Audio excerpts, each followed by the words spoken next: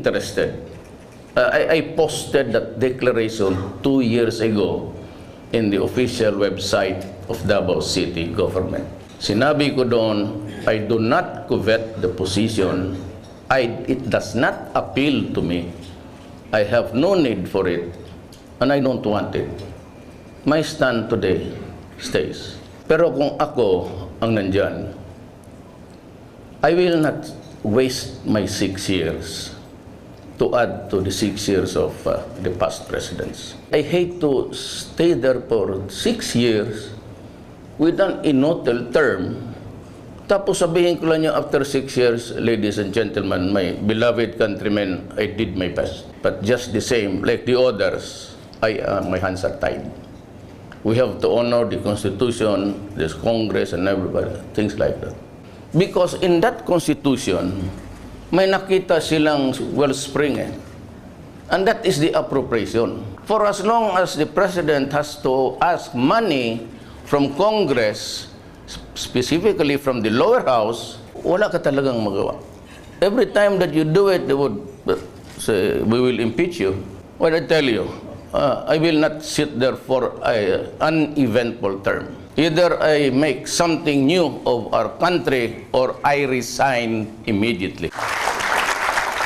Yes, please state your name and your organization. Thank you. Hi, good afternoon, Mayor. Hi, I'm ma'am. Sabira from Oxford Business Group, and I'd like to ask, how do you replicate the model of Davao to a bigger scale?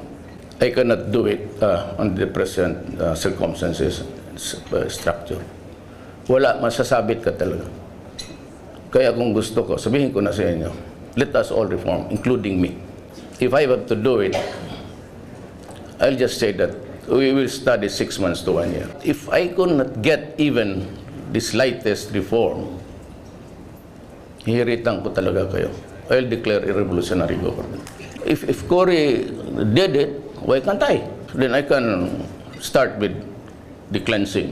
It has to start with me, the military, and the police. And I will use the money to increase the salaries of all teachers in the Philippines. Nanay ko kasi maestra. Walang maestra na umuwi ng public school teacher na 18,000.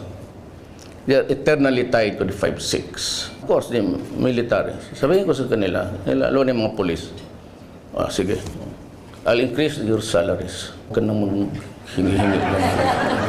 Barilin kita. Prangka-prangkahan na lang tayo. Huwag na tayong pakurnehan dito.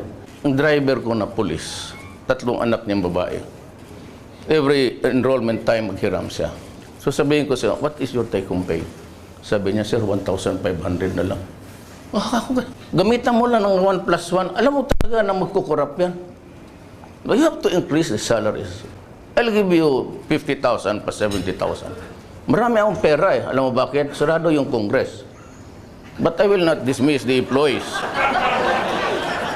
Tumawa pa rin sila. Okay. Mayor, we have one more question. Yes. State your name. Yes, Miss Marisa Dalmar of Buhay OFW TV, and of course, Director of VACC, Volunteers Against Crime and Corruption. Mayor, what is your take dito po sa BBL, sa Bangsamoro? Kaming taga Mindanao, we are for it. Because it might really spell the difference between existing and dying. I mean war. Murad at one time said that if there is no BBL for him, he'd go to war. 2 months after, the president himself, in reaction to a question, sabi niya, if you do not give to Murad the BBL law, you might as well start to count body bags. Then, 2 weeks after, Deles, Siging, came out with the statement 14 issues ago sa Inquirer. There will be a bloody confrontation if there is no BBL. I think there will be a bloody confrontation. And that is why, if you allow me, I'll explain why I was going around advancing federalism. Pag wala kasing BBL, which, tanong ko, if there is one, it would be watered down heavily.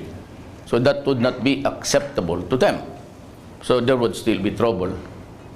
Itong federalism was a brainchild of Kanoy, Senator Pimentel, the father, and Lito Osmeña, the governor of Cebu.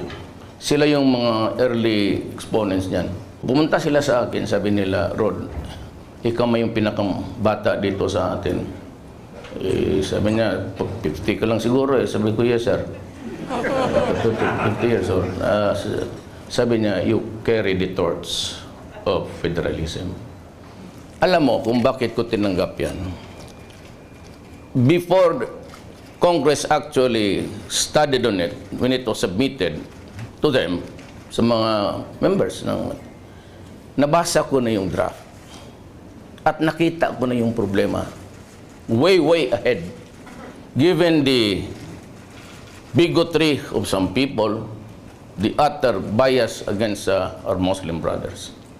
And of course, the intricacies plus the constitutional provisions there. I said, this will have a hard time to pass to Congress. Kaya kinuha ko na kaagad yung baraha.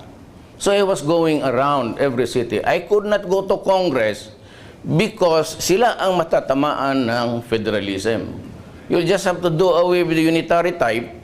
You go federal, they will lose their jobs, power and money. So I went around cities promoting federalism sa local officials. Yun ang ano ko. At may nakita itong iba dito, ito, sa harap ko, yung iba nandoon. Sinakyan na lang na for president. Sinabi ko, ayaw ko. So, Mayor, marami pa po. There's one over here. I'm Cynthia Carrion from the Philippine Olympic Committee and former Undersecretary for the Department of Tourism and Philippine Sports Commission. And I just wanted to know that all of us here, all I know, are clamoring for you to be the president to announce. But I would like to have the job of convincing your wives to please allow you to be president.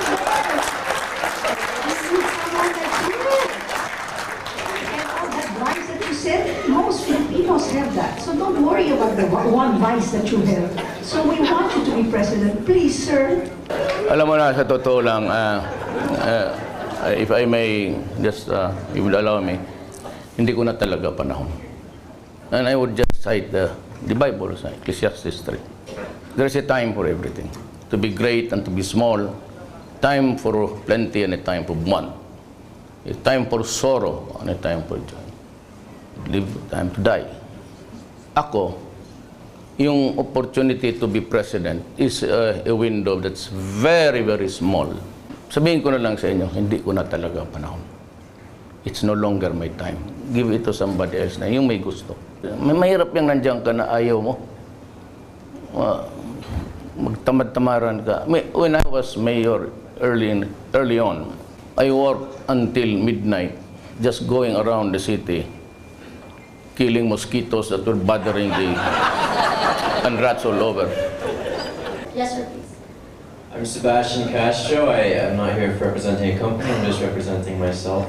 A lot of economists believe that one of the most efficient ways to tackle poverty, to really have more structural change, is land reform. When it comes down to it, the agriculture sector still is the biggest sector of our economy. At least it employs the most people, right? You have tens of millions of people who are poor farmers who do not own the land they work on. And that's been the way it has been for so long, which is just a mirror of the overall picture that we still live in a country where the power and money and wealth is still in the hands of a very select few. So my main question is, will you do anything about land reform, meaningful land reform? I will try to figure out if it still needed an extension. It has expired, the law on land reform. If ever I would reinstate it, I would not go for a thing just like giving them 2 hectares. Because most of the lands given to the beneficiaries, would you believe it? About 85% of those given to the farmers, tenants, are back in the hands of the landlords. The land reform was really a faulty one. Unless you supply the farm implements, give them the fertilizers, the seedlings, and even assure them of the market. Because a competition of importation would really kill them. Even at great prices na lang, even at that, just figure out how much you can buy from them to be sure that the produce are sold. with the coming of the Asian economic, I don't know how much tariff now. It's a very, very low 3. Maybe the time will come, it will be 0. It's a free trade actually for all. But that kind of a system is only good for the highly industrialized countries. Now remember that the Philippines is an agricultural country. Economy natin based on agriculture. We'll have to do some protective measures, not even safety nets. You'll have to just say to them, guys, you'd kill my countrymen. And I can only accept so much. Kung mag-i-import ka, tapos mas murang-mura, patay yung Pilipino. We can talk of something else, about the China problem. But then again, this is not really to, the Americans, with due respect. That problem in the South. Let me ramble on because very important for you. Ano yung China Sea? We cannot fight the Chinese. America will not die for us. I am very sure of that. As a matter of fact, they're already talking somewhere about closer ties. But the posturings in the South China Sea is something which has irritated the Chinese. Kasi yung mga maneuver military, and they would ask, to whom are you directing your maneuvers? To Vietnam? Which is just in front of us in the West. Obviously, it's against the Americans. But the Americans they have a broken spirit right now. The class hatred, the color, has emerged again, rear its ugly head. And this is something which cannot be done publicly doon sa kanila. But we know that the problems of America are multiple. Two of them prominently is there's a class, a race hatred now. It's growing. The Confederates of the South are really adamant about the freedom of what? To talk, to fly the flag. And America is deathly afraid of terrorism. The last thing that really would do is to go into a quarrel. And even in the Europe, it's losing its grip. About the Ukraine, nothing except criticism. Now Greece is being paneled by EU, withholding aid, and Merkel of Germany seems to be standing hard. And the problem ganito, with the coming of Russia, who offered to give them gas, fuel, and the 10 trillion of the Chinese, and he would just say, I'll buy your debt. Then you can grow and I'll give you the space of maybe 10 years to pay us. There's a growing hegemony in Europe and in Africa in favor of the Chinese and Russians. That's how it is. That's how I see it. Itong Greece na to, pag talagang sipa nila, pupunta yan China. And China would say, good. How much? 32 billion? I'll pay it. I'll give you 15 years to repay. So that is how dangerous the world is today. Russia is bristling with weapons. And they have, I feel that they have reached the parity in arms. Kaya takot ang Amerika eh. Alam mo kasi, if the Americans really wanted the influence in Southeast Asia, they could have destroyed right at the beginning the airport and the islands now that are being built around. Noon pa sana inupakan, takot talaga ang Amerika. But that's to assure the Filipino spirit and the rest of the Asian, they go into maneuvering business. Good afternoon, Mayor. My name is Patrick. I'm a student from De La Salle University, and I'm also interning at the U.S. ASEAN Business Council. I'm tired of the atrophy in our government, and my question is, how will you inspire public servants on a national level to bring the best kind of service or top quality service to our Filipino people and bring back trust in our government? You know, earlier on sa pagka-mayor ko, in my inaugural speech, the first sentence is, I hold it an article of faith that no progress and development in this city will come if we have do not law and order.